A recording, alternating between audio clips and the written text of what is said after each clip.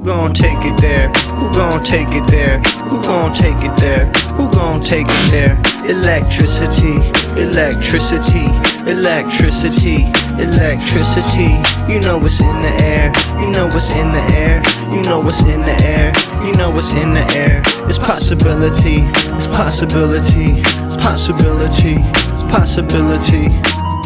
All right, so the Majority Report mentioned Ana Kasparian, who recently apologized because, in her words, she was so wrong when it came to Trump and how bad things were going to get under a second Trump administration. So this was a cause for a lot of drama and speculation within the left-wing space about what TYT was doing. Why were they making this kind of rightward pivot, not only saying we have to try to compromise with some of the people in the MAGA base in order to win back ground politically, but also saying that we need to soften on some of the left-wing rhetoric and essentially coming to the conclusion that the left has gone too far, the max left, as Cenk Uygur calls it, and that's part of the reason why they lost. So a very conservative, liberal type of perspective on it. Not a lot of daylight between that and like the New York Times editorial board, but that was the direction that they decided to go. And Ana Kasparian also picked up a lot of different ventures, like working with PBD on a show called Her Take, stuff like that, making friends with Tucker Carlson, Glenn Beck, clearly trying to move into the right-wing space. Now she's saying that Trump is clearly more of a fascist than she thought.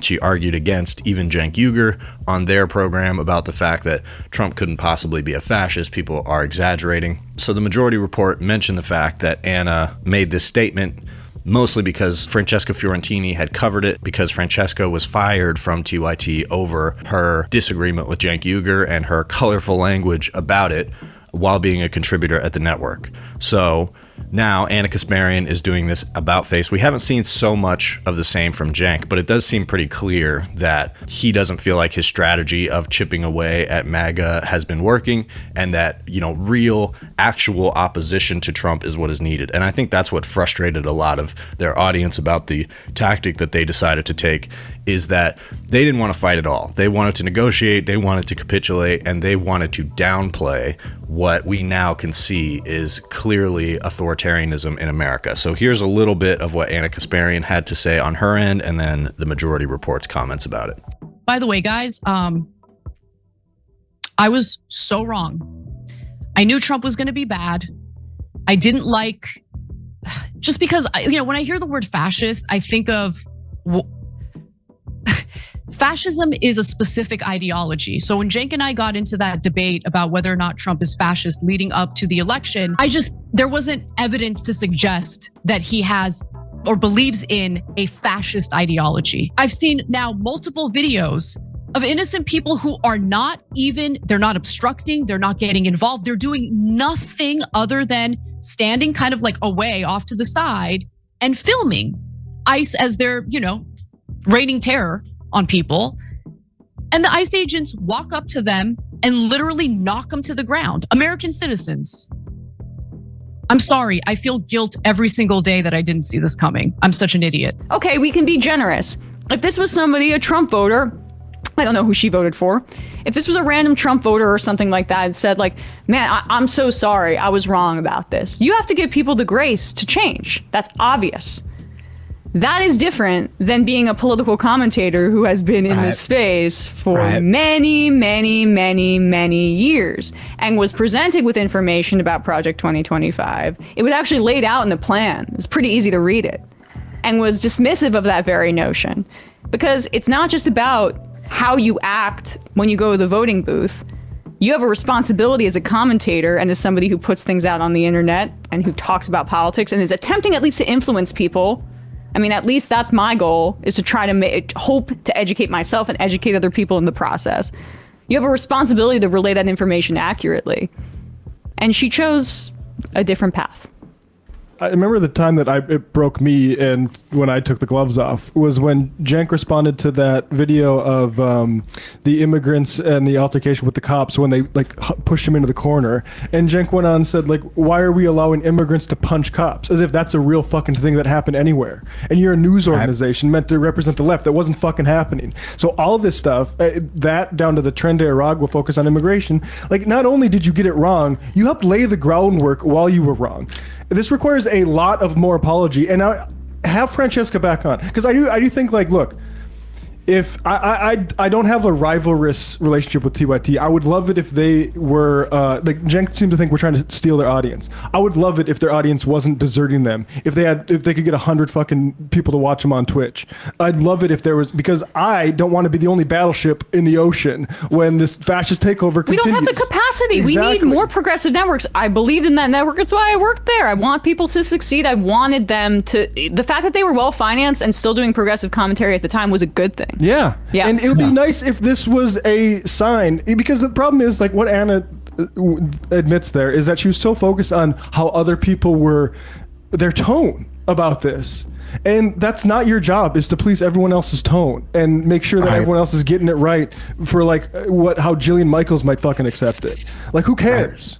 And there's like no recognition of what immigration enforcement and how that actually operates in this country. How policing, frankly, has operated too. Like, this is a part of a systemic critique of the police system in this country, which benefits bosses and capital. That's the asymmetry that the left has been talking about. And the idea that you can be in this political commentary space on the supposedly progressive network and not have that fundamental understanding about the role of policing means you just don't read. You may read the news on a daily basis, but you're not reading books. Too much reading like charlatans that guest host on Tim Pool's show.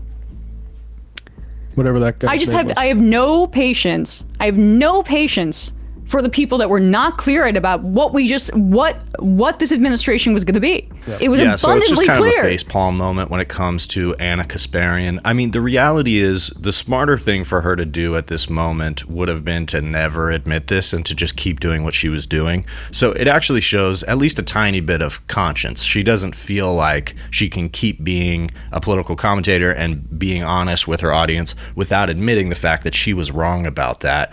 But the problem is that, first of all, people were telling you that. Second of all, you should have been able to see that from everything that we have seen so far. It was kind of this weird reset that happened the second time Trump won, especially right leading up to that election, and then when he won, where people were like, well, is this guy really that bad? And now he's got a second chance, and let's kind of see where the chips fall. And it's one thing to be unsure of what was going to happen after Trump was elected the second time. Nobody was sure.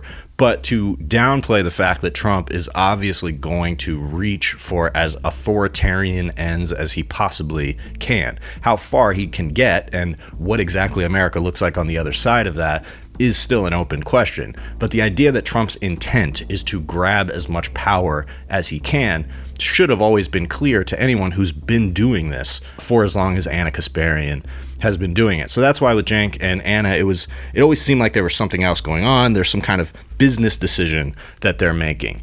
And both the Majority Report and I heard the Vanguard say this, which I thought was an interesting turn of phrase. Essentially, they just made the wrong bet. They made the wrong call when Trump got elected about what was going to happen and what was it going to be necessary for progressive or left-wing networks to do in an environment like this. And it seems like they kind of fell for the bait that all of a sudden everybody is right-wing in America now. And so the only way forward is to find points of agreement with those people. And I just think that the idea that it was the wrong bet is an interesting way to put it, because this is around the time that they were being funded by Polymarket and that sort of thing. So this kind of gamification of politics rather than sticking to the principles. A lot of people in my comments when I was talking about this at the time, were expressing real frustration with the fact that these were fighters. These were people that we could depend on to get in the ring.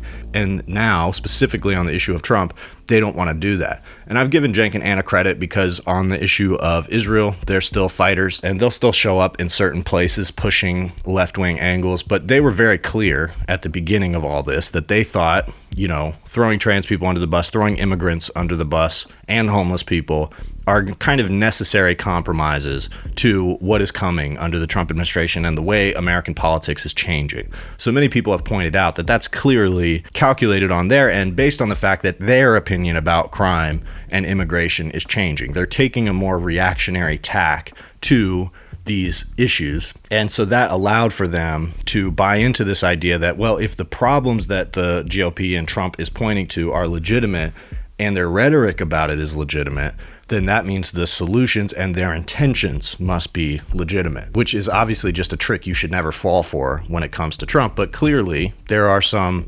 selfish and reactionary elements to them coming to that conclusion. It's not just their feelings about Trump, but it's about their feelings about their own environment and how they're coming to feel about the country. And they did a lot of this coverage of crime and immigration and Tren de Aragua contributing to crime. A lot of this was overblown stuff that, much like what we're seeing in Minneapolis with fraud allegations coming from this Nick Shirley video, a lot of it is going to come out in the wash. This isn't going to actually turn out to be real problems, because the point of it always, like we're seeing in Minneapolis and across America under Trump, is that they are going to try to grab up anybody they can, deport them, or do horrible things to them under any pretense they can, sort of regardless of this idea of crime. And there's no doubt that TYT pushing that narrative has helped to normalize that idea of this crime, this immigrant crime problem that we're facing in America. So if you want to address that as an issue, if you want to address on the ground things that are happening, crime that people deal with,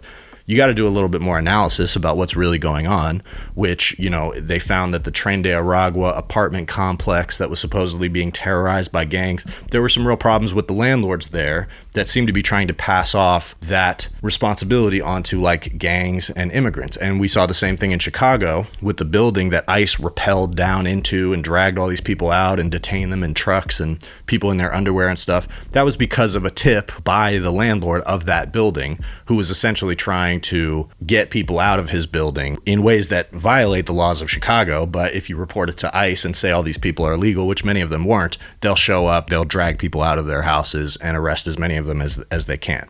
So it's good that Ana Kasparian is now saying, I was wrong about this. She was, in fact, and any political commentator should be able to say, I was wrong about this or that. It happens. But the reality is that they have gone in a reactionary direction. And what that means is there's two priorities to that reactionary ideology in commentary specifically. And one is to downplay the threat of reactionary ideology and the strong men that espouse it, but also to frame the problems of society as being a consequence of sort of whimsical liberal policy or progressive policy, rather than calling attention to the underlying sources of these problems, recognizing that some policies fail in the process of trying to solve those problems, but also recognizing that the impulse to try to solve those problems is the right thing to do, is always the right thing to advocate for. And austerity and a more punitive and tough on crime approach, which is exactly what Cenk and Ana were doing on their program before all of this Trump stuff, is only ever going to serve capital, period. And really, getting away from any type of critique of capitalism is probably what got Cenk and Ana into this position in the first place. Cenk wants to kind of split the difference and have his investment and his seed money and also his progressive politics and his anti-establishment nature. And Cenk does a good job of constantly outlining that rich people owning the political process is the problem, and corporatism, etc. But he has not created a model, and I've pointed this out over and over again, that lends itself to being separate from that system. And so that has led to an environment that relies on this reactionary ideology because it needs something that can invite in more capital rather than presenting itself as directly oppositional to capital. So now that the real opposition to Trump is rearing its head and we are seeing this general strike in Minneapolis, among other things, now another opportunity arises for them or for anyone to make themselves into meaningful weapons against this fascist Trump administration and support the resistance to that. And I suspect the TYT will be mostly in favor of this labor action that has happened in Minneapolis. They're definitely not in favor of what ICE has been doing. They've spoken out and criticized ICE, despite the fact that their narratives about crime and gangs has helped lay the groundwork for this immigration action. There's just no doubt about that. And as Matt Lex said, there is more apologizing that should be done for that, frankly. The fact that they were playing into the narratives that are now being used to round people up in this horrific way, which is really leading to all the flashpoints of violence in our country right now. And they participated in that by making the wrong call about what was important to cover and how it was important to cover it. And that's because they became more associated with these reactionary forces, whether it's corporate businesses or gradually these fascists kind of degrading their clarity about what it means to fight against authoritarianism and be anti-fascist in 2024, 2025, and now 2026. So there's an opportunity to do that. And frankly, I think ideally, action like what we've seen in Minneapolis and Minnesota. This was huge demonstration out in the streets that was also connected with economic power.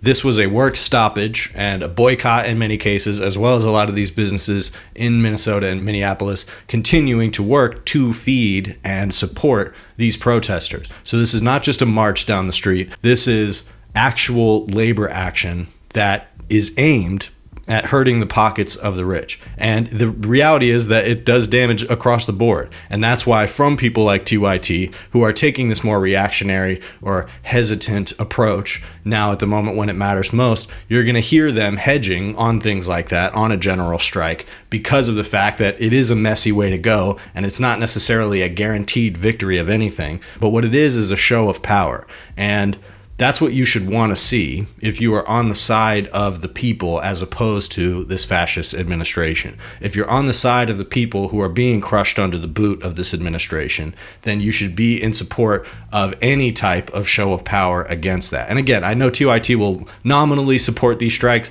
but they have a big voice and they have an ability to push the narrative forward about the fact that these strikes need to continue across the country. People now can see that it's possible to make a real impact, not just do a protest for a day. But if this type of labor action was sustained, it would make a difference fast. And yes, there is a temptation to say, oh, this is only a one-day thing. What's up with that? It is necessary sometimes to start with a one-day work stoppage in order to build up to longer, more sustained work stoppages. It is the first step. So the Minnesotans have done absolutely the right thing here. But attention needs to continue to be on that. And people need to keep pointing back to that as an example of effective resistance so that the idea can keep rolling throughout different communities, especially when provoked by the feds or other types of escalation from the Trump administration.